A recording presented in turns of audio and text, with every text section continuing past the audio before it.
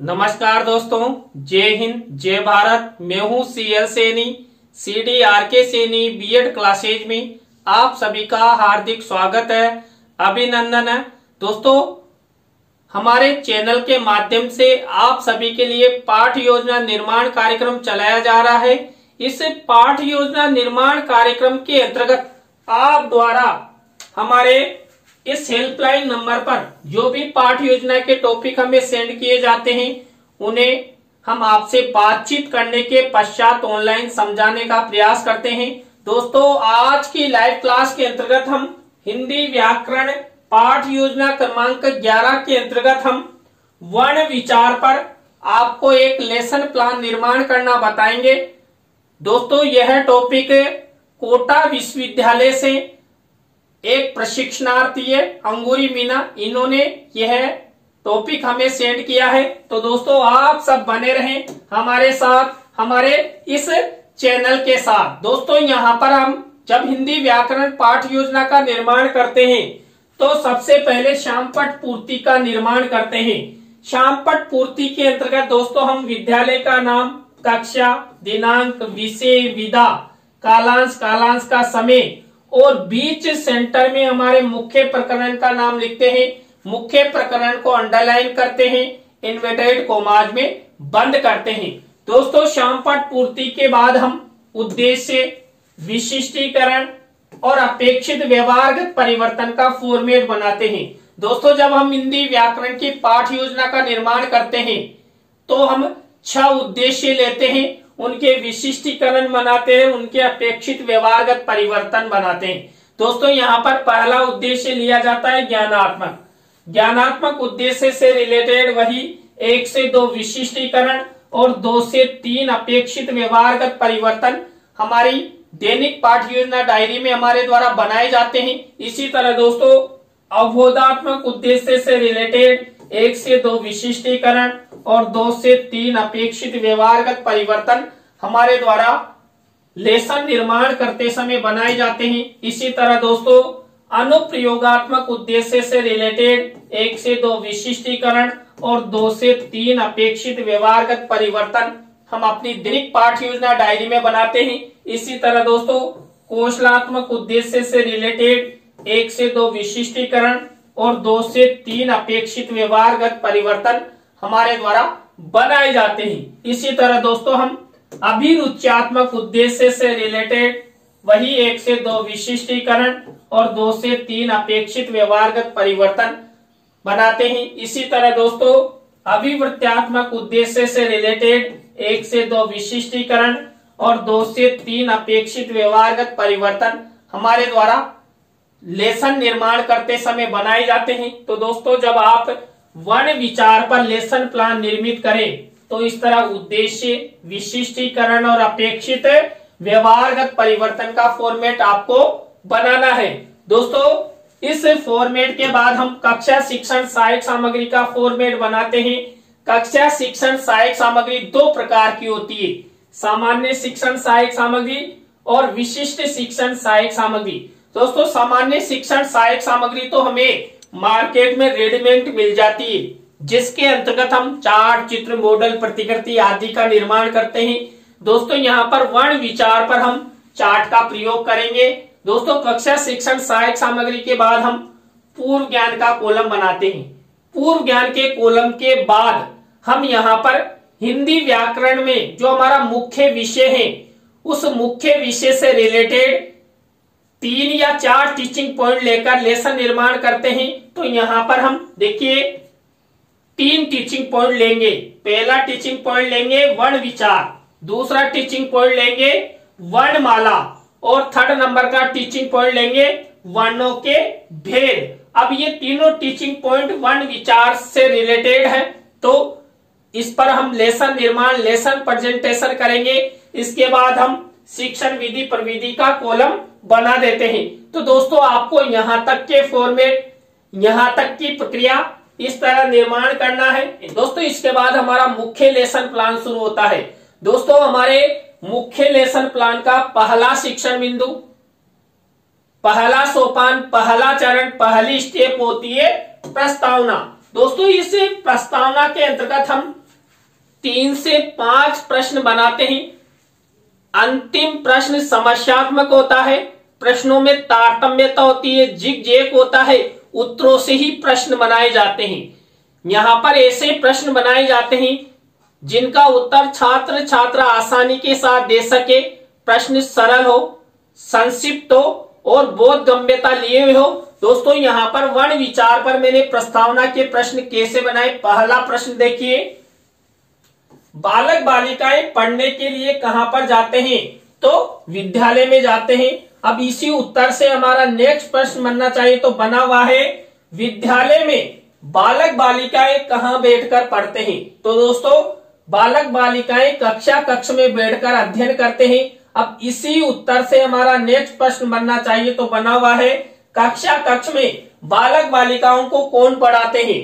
तो दोस्तों कक्ष में बालक बालिकाओं को अध्यापक पढ़ाते हैं, चाहे वो महिला अध्यापक हो या पुरुष अध्यापक हो। अब यहाँ इसी उत्तर से हमारा नेक्स्ट प्रश्न बनना चाहिए, तो बना हुआ है अध्यापक हिंदी विषय के अंतर्गत बालक बालिकाओं को क्या क्या पढ़ाते हैं? तो गद्य, पद्य, व्याकरण आदि से संबंधित विषय एक अध्यापक के द्वारा बालक बालिकाओं को पढ़ाए जाते हैं।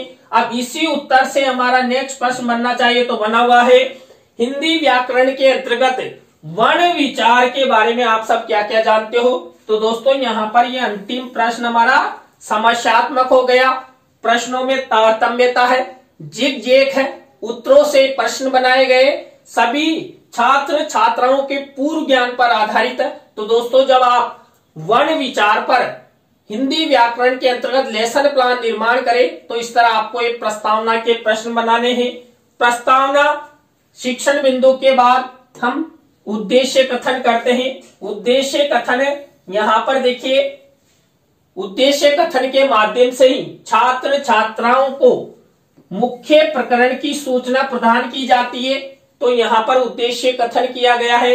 बच्चों आज हम सब वर्ण विचार के बारे में विस्तार पूर्वक अध्ययन करेंगे। तो दोस्तों आप सब बने रहें हमारे साथ, हमारे इस चैनल के साथ। और दोस्तों यदि आप हमारे इस चैनल पर पहली बार आए हैं तो हमारे इस चैनल को सब्सक्राइब करें और पास ही बने बेल आइकन के बटन को जरूर दबावें, जिससे हमारे द्वारा जब भी कोई लाइव क्लास चलाई जाती है या वीडियो अपलोड किया जाता है तो उनके नोटिफिकेशन आपको मिल सके और आप हमारे चैनल की प्रत्येक वीडियो देख सके। तो जल्दी से हमारे चैनल को सब्सक्राइब कर दीजिए। दोस्तों उद्देश्य कथन के बाद वही यहाँ पर हम क्या करते हैं? दोस्तों यहाँ पर हम वही सबसे पहले पाठ प्रस्तुतिकरण की स्टेप अपनाते हैं।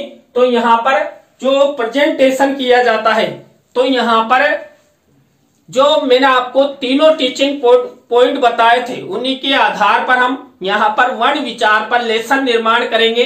तो यहाँ पर सबसे पहला प्रस्तुतिकरण के अंतर्गत हम वर्ण विचार जो पहला टीचिंग पॉइंट था उस पर चर्चा करेंगे। तो यहाँ पर दोस्तों सबसे पहले का कार्य होता है उदाहरण बताए जाते हैं। दोस्तों जब हम व्याकरण में लेसन निर्मित करते हैं तो हम हमेशा उदाहरण से नियम की ओर चलते हैं। पहले उदाहरण बताते हैं, उसके बाद छात्र छात्राओं को संबंधित टॉपिक का स्पष्टीकरण करते हैं जिससे छात्र छात्राओं को अच्छा ज्ञान हो सके। तो यहाँ पर सबसे पहले उदाहरण बताए जाएंगे। तो दोस्तों उदाहरण बताने के लिए आप श्यामपट्ट कार्य वाले कॉलम में इस तरह ब्लैक शीट का निर्माण कर देना और इस तरह सेंटेंस का निर्माण या कोई शब्द लिखते हुए उसी के आधार पर बच्चों से प्रश्न कर सकते हैं। तो यहाँ पर मैंने श्यामपट्ट पर लिखा अब रथ पर चढ़। अब ये सेंटेंस लिखा, इसी सेंटेंस के आधार पर मैंने प्रश्न यहाँ पर उदाहरण के अंतर्गत छात्र छात्राओं से पूछे हैं। तो सबसे पहला लिखा मैंने श्यामपट्ट पर लिखे गए वाक्य में रेखांकित शब्द क्या है? अब इसी यहाँ पर रेखांक दूसरा प्रश्न किया गया है, रेखांकित शब्द अब में आ क्या है? उत्तर मिला स्वर। अब स्वर व्यंजनों के बारे में विचार करना क्या कहलाता है? स्वर व्यंजनों के बारे में विचार करना वर्ण विचार कहलाता है। तो इस तरह आपको इस टीचिंग पॉइंट के अंतर्गत उदाहरण से रिलेटेड प्रश्न पूछने हैं। दोस्तों इसके बाद हम यहाँ पर वर्ण विचार का स्पष्टीकरण करते हैं। दोस्तों यहाँ पर मैंने आपको बता ही दिया कि हम सबसे पहले छात्रों को उदाहरण बताते हैं, उदाहरण के बाद नियम बताते हैं, स्पष्टीकरण करते हैं। तो यहाँ पर जो वर्ण विचार है इस पर स्पष्टीकरण किया गया है। तो यहाँ पर ये छात्र अध्यापिका कथन किया गया है। तो ये वर्ण विचार से रिलेटेड छात्र अध्यापिका कथन है। अब इसी में से कोई मुख्य शब्द, सेंटेंस या परिभाषा जिसको हम शामपट्ट की सहायता से छात्रों को समझाना चाहते हैं, ऐसे शब्दों, सेंटेंसों या परिभाषाओं को शामपट्ट कार्य वाले कॉलम में ब्लैक शीट के मिनीचर पर लगा देते हैं। तो यहाँ पर मैंने देखिए सिल्वर कलर के पेन से लिख दिया है। अब यहाँ पर दोस्तों यदि हम चार्ट के माध्यम से भी बच्चों को बताना चाहते हैं तो देखिए शिक्षण सहायक सामग्री के कॉलम में इस तरह चार्ट को मिनीचर के रूप में लगा देंगे। तो यहाँ पर देखिए वर्ण भाषा की मूल इकाई प्रत्येक शब्द वर्णों के योग से ही बनता है। ये लिखकर मैंने रंगीन मिनीचर लगा दिया है। तो इस तरह हमारा ये पहला टीचिंग पॉइंट कंप्लीट हो चुका है। यहाँ पर हमने सबसे पहले बच्चों के सामने उदाहरण रखा, फिर उसके बाद क्या किया, उसी टीचिंग पॉइंट का स्पष्टीकरण किया। इसी तरह अब हम यहाँ पर वर्ण विचार से रिलेटेड ही अभ्यास कार्य या बोध प्रश्न करेंगे। तो यहाँ पर ये बोध प्रश्न या अभ्यास कार्य की स्टेप चलती है। तो यहाँ पर ये 3 प्रश्न उत्तर हमारे द्वारा बनाए गए। आपको भी इसी तरह ये बोध प्रश्न या अभ्यास प्रश्न बनाने हैं। तो हमारा पहला टीचिंग पॉइंट कंप्लीट हो चुका है। यहाँ पर दोस्तों हमने सबसे पहले क्या किया, सबसे पहले बच्चों के सामने उदाहरण रखा, फिर छात्र अध्यापिका कथन किया, किससे रिलेटेड, वर्ण विचार से रिलेटेड। और फिर वर्ण विचार से रिलेटेड ही अभ्यास प्रश्न या बोध प्रश्न छात्रों से पूछे। अब इसी तरह दोस्तों यहाँ पर दूसरा टीचिंग पॉइंट जो मैंने आपको बताया था, वर्णमाला। अब वर्णमाला से रिलेटेड वही सबसे पहले उदाहरण छात्रों को बताया जाएगा। तो उदाहरण के अंतर्गत देखिए ये वही शामपट्ट कार्य वाले कॉलम में ब्लैक शीट का निर्माण और सिल्वर कलर के पेन से उदाहरण लिखा गया है। दीपिका आम खाती है। अब यहाँ पर इसी उदाहरण के द्वारा छात्रों से प्रश्न किए गए हैं। तो यहाँ पर इस तरह ये उदाहरण से रिलेटेड आपको ये प्रश्न उत्तर बनाने हैं। अब यहाँ पर उदाहरण के बाद आप सबको पता लग गया होगा अब हम क्या करेंगे। अब हम यहाँ पर वही वर्णमाला से रिलेटेड स्पष्टीकरण करेंगे, नियमीकरण करेंगे।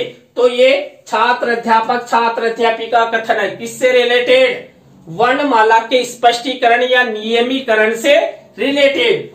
अब यहाँ पर वही मुख्य शब्द, सेंटेंस या परिभाषा जिसको हम शामपट्ट की सहायता से छात्र छात्राओं को समझाना चाहते हैं, ऐसे शब्दों सेंटेंसों को वही शामपट्ट कार्य वाले कॉलम में ब्लैक शीट का मिनीचर और सिल्वर कलर के पेन से लिख देंगे। और इनमें से कोई ऐसी विषय वस्तु जिसको हम चार्ट पर दिखाना चाहते हैं उसको शिक्षण सहायक सामग्री के कॉलम में इस तरह मिनीचर के रूप में लगा देंगे। अब दोस्तों वही हम क्या करेंगे, वही बोध प्रश्न या अभ्यास प्रश्न करेंगे। तो हमारे द्वारा ये बोध प्रश्न या अभ्यास प्रश्न बनाए गए। आपको इस तरह वर्णमाला से रिलेटेड सबसे पहले वही क्या करना है, उदाहरण बताना है, स्पष्टीकरण करना है या नियमीकरण बताना है, या बोध प्रश्न करने या अभ्यास कार्य करना है। तो 2 टीचिंग पॉइंट कंप्लीट हो चुके हैं। 3rd नंबर का हमारा टीचिंग पॉइंट है वर्णों के भेद। यहाँ पर वही सबसे पहले हम उदाहरण बताएंगे। तो यहाँ पर हमने वही यहाँ पर उदाहरण लिख दिया है शामपट्ट कार्य वाले कॉलम में। अब इसी से रिलेटेड छात्र छात्राओं से प्रश्न करेंगे। तो हमारे द्वारा ये प्रश्न बनाए गए। अब उदाहरण के बाद वही हम स्पष्टीकरण या नियमीकरण छात्र छात्राओं को बताएंगे। तो ये स्पष्टीकरण या नियमीकरण से रिलेटेड छात्र अध्यापिका कथन किया गया है।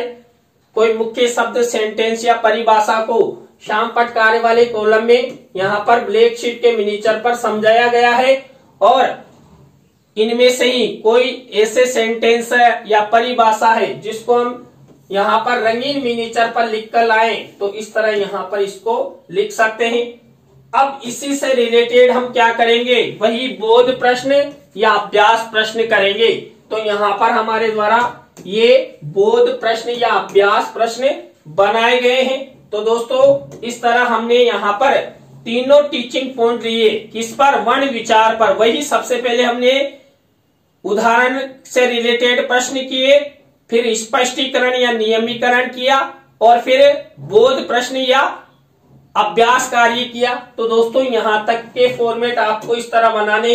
इसके बाद अभ्यास कार्य के प्रश्न चलते हैं दोस्तों यहाँ पर हमने ये अभ्यास कार्य के प्रश्न जो हमने तीनों टीचिंग पॉइंट बच्चों को बताए थे, उन्हीं में से ये अभ्यास कार्य के प्रश्न या अभ्यास कार्य किया जाता है। इसके बाद दोस्तों मूल्यांकन प्रश्न बनाए जाते हैं। दोस्तों मूल्यांकन प्रश्न भी इन तीनों टीचिंग पॉइंटों में से ही बनाए जाते हैं। यहाँ पर हम 3 तरह के प्रश्न लिखते हैं। वस्तुनिष्ठ प्रश्न, रिक्त स्थानों से रिलेटेड, सत्य असत्य से रिलेटेड, लघुत्रात्मक अति लघुत्रात्मक से रिलेटेड।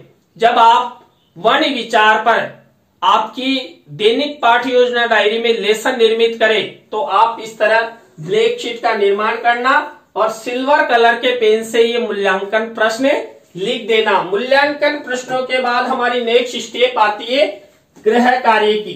दोस्तों छात्र छात्राओं के लेखन कौशल के विकास हेतु 1 या 2 निबंधात्मक प्रश्न छात्रों को होमवर्क के लिए दे देते हैं। तो हमारे द्वारा वही ब्लैक शीट के मिनीचर पर ये होमवर्क का क्वेश्चंस लिखा गया है। तो दोस्तों आज की लाइव क्लास के अंतर्गत हमने आपको हिंदी व्याकरण पाठ योजना क्रमांक 11 के अंतर्गत वर्ण विचार पर एक लेसन निर्माण करना बताया।